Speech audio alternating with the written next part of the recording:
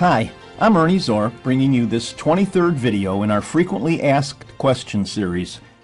You probably already know we've published an earlier gift tax video, and it's a good demonstration of the look and feel of the application.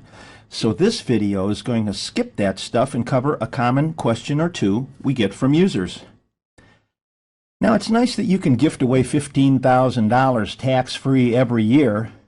And it's even better that it's a per-person limit, so that means if you're gifting to 3 people, you can give away $45,000.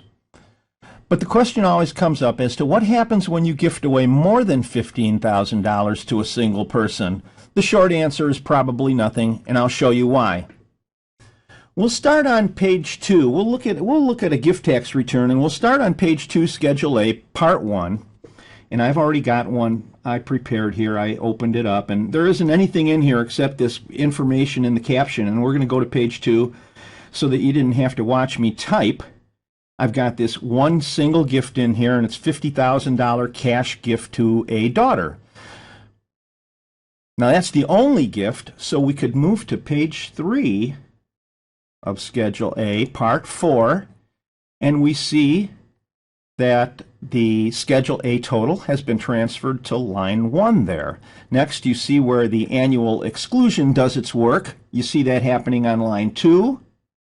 And the balance, line 3, is what ends up going back to page 1, part 2, line 1, $35,000. Let's go back and take a look on page 1. There it is on line 1. Next, let's see what happens next here.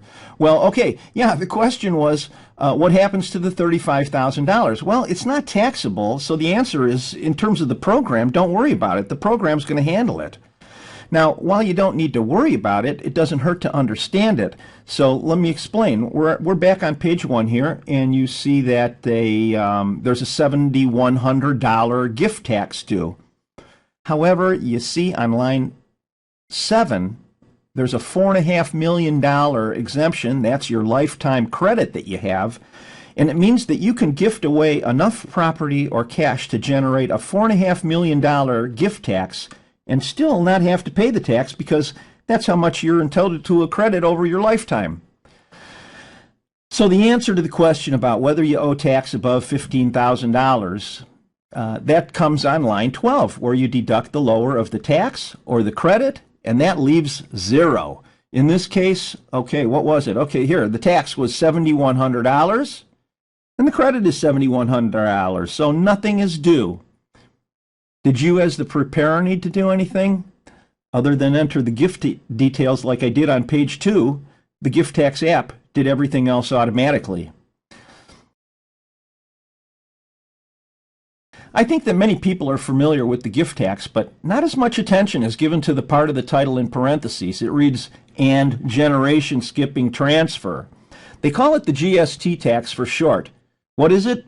Well, it's kind of what it says it is. It's a tax on gifts to persons 2 or more generations removed. The best example I can think of is a gift to a granddaughter. Instead of getting taxed when it goes to my daughter and then again when she sends it over to the granddaughter, I'm skipping a generation with my gift by going directly to the granddaughter, and Uncle Sam feels that I'm putting one over on him. Those types of gifts go on page 2, Schedule A, but they go on part 2, whereas the gift to my daughter went on page 1. So let's go back here. I've already opened up a file with the additional information in it, so you didn't have to watch me type. And you see the original gift to the daughter there in part 1, and the gift to the granddaughter in part 2. Now, when we add that gift to the granddaughter in part 2, let's flip back to page 1 and see what happens. Up to line 15, it's pretty much the same deal as before. There's plenty of lifetime credit left, so there's no gift tax due. But unpleasant things are happening at line 16. There's a $12,000 gift tax due. There's a $12,000 tax due, I should say, and it's an additional tax due on the gift to the granddaughter. It's the GST tax. Now, I know you're thinking that's pretty bad since the money already got taxed once, but like the cavalry in an old Western, the lifetime exclusion comes riding in to the rescue. Let's first see where this $12,000 is coming from, and we have to go to page 5 to see that. And if you go down to the bottom, you see the $30,000. That's the total of the generation skipping eligible transfers, and it's taxed at a rate of 40%, so that adds the $12,000. That's a pretty good rate, isn't it? But it ends up being $12,000 there at the bottom, and that is where the $12,000 is coming from that we see when I go back here on page 1. That's where this $12,000 is coming from. So what happens? How do we put the exemption into effect? Well, we got to go back to page 5 to do that. And we go to column C here, the GST exemption allocated. And why do you have to enter that in there at all? Well, you have to keep two things in mind. And the first is that you're not required to use the exemption. You could save it and allocate it whatever way you want. Now, I'm sure there are reasons that someone would want to do that, but I'm pretty sure that none of them are watching this video. So you're probably going to be putting in this column C $30,000, which puts, as you saw there in column G, the tax that's going to be transferred to page 1. It zeroed that out.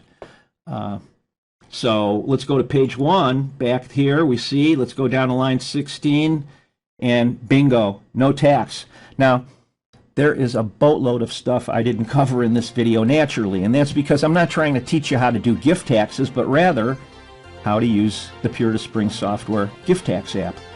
There are a lot of potential extenuating circumstances, and I didn't even mention indirect skips. You should know that there's no example that I could run through in 10 minutes that would cover all the possible situations that can arise. However, I hope this video provides an overview of the gift tax and how our application works as well. And there we are, mission accomplished. Don't forget, my best ideas are actually your ideas. I'm only taking credit for them in these videos. So if you think of a good subject for a video, let me know by emailing me at ernie@puritas-springs.com. As usual, it's been a privilege for me to have this opportunity to talk to you just for a couple minutes, and I'm thankful for it, and I want to thank you for watching. And until next time, be happy and healthy, and I wish you all the best. Take care.